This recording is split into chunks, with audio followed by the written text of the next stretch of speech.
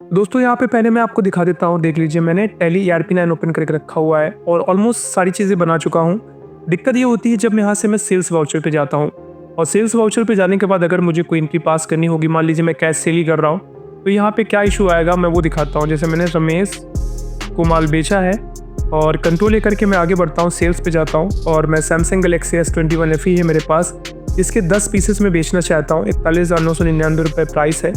अभी जब मैं एंटर करके आगे बढ़ूंगा और सी दबाता हूं तो आप देखते हैं CGST कैलकुलेट होकर के तो आ रहा है, और इशू ये है कि यहाँ पर रेट नहीं शो कर रहा है। अब जब तक GST रेट शो नहीं करता तब तक कस्टमर को ये कैसे पता चलेगा कि जो GST यहाँ पे कैलकुलेट हुआ है वो कितना हुआ है। तो यहाँ पर अगर वही मैं आपको फिर से एंटर करके दिखाता हूँ, अगर मैं एज GST दबाता हूँ तो भी आप एक चीज़ देखोगे, यहाँ पर कैलकुलेट होकर के तो आ गया है लेकिन यहाँ पर परसेंटेज नहीं दिखाई दे रहा है।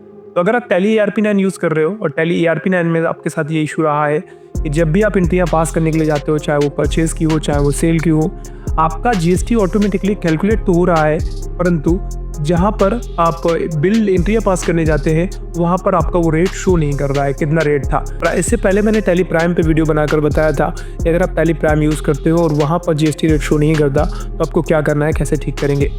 आज उसी टॉपिक पे ये वीडियो है जिस पे मैं आपको बताने वाला हूँ कि अगर आप टैली ERP9 यूज़ करते हैं और आपका GST ऑटोमेटिकली कैलकुलेट तो हो रहा है लेकिन वहाँ पर GST रेट शो नहीं कर रहा है तो क्या आप ठीक करेंगे, कैसे आप ये प्रॉब्लम ठीक होगी ताकि बिलिंग के टाइम पे इशू ना आए। तो स्किप करके बाहर आ जाइए। इस प्रॉब्लम को ठीक करना बहुत आसान है। आपको उसके बाद जाना है अकाउंट्स इन्फो पे और लेज़र पे चले जाना है। लेज़र पे जाने के बाद आप ऑल्टर चुन लीजिए और जो भी GST के लेज़र्स थे, चाहे वो C हो चाहे वो S हो, आप उस पर जाइए। पहले यहाँ पर आप क्या देखेंगे, मैंने CGST का बनाया हुआ ड्यूटीज एंड टैक्सेस। GST है, सेंट्रल टैक्स है, लेकिन अगर टोटल 18% कट रहा है CGST लग रहा है तो उसका आधा यहाँ पे 9 आपको डालना रहेगा। ठीक है, जो आप यहाँ पे डालोगे वही वहाँ पे शो करता है। लेज़र बनाते समय कई बार हम लोग गलतियाँ ये कर देते हैं कि जब हम लेज़र बनाते हैं तो लेज़र बनाते समय CGST या GST पे हम GST रेट नहीं डालते। मैंने यहाँ से कंट्रोल कर दिया।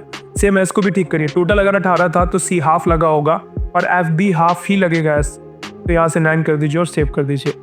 अभी अगर I का है तो I को भी बना लीजिएगा ऐसे इस तरीके से। अब यहाँ से वापस चले जाइए और आप फिर से एंट्री पास करके देखिए।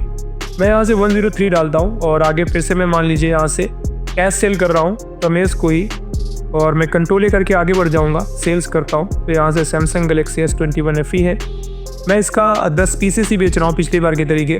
फिर से मैं एंटर करता हूँ और फिर मैं सी दबा रहा हूँ। देखिए यहाँ पे 9% शो कर रहा है। मेन चीज़ ये है कि अब आपका GST रेट शो कर रहा है, कस्टमर को ये पता रहेगा कि भाई जो GST टोटल बना वो कितना परसेंट था।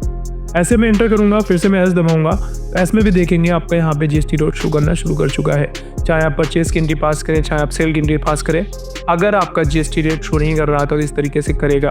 अब सवाल ये आता है कि अगर आपका कैलकुलेट ही नहीं हो रहा है तो कैलकुलेट के लिए मैंने डिटेल पे वीडियो बनाया हुआ है कि चाहे आप टैली प्राइम यूज़ करें चाहे आप टैली ERP9 यूज़ करें, अगर आपका एंट्री पास करते समय GST कैलकुलेट ही नहीं हो रहा है अपने आप से तो वो आप कैसे ठीक करेंगे, क्या सेटिंग्स रहेंगी, क्या कॉन्फ़िगरेशन रहेंगी, कैसे हम उन चीज़ों को प्रॉपर्ली मैनेज करेंगे। आज की वीडियो फिलहाल यहीं पे समाप्त होती है। फिर से मिलेंगे हम नए वीडियो पे नए टॉपिक पे बात करते हुए। तब तक अपना ख्याल रखिए, अकाउंटिंग सीखते रहिए। Bye bye, take care.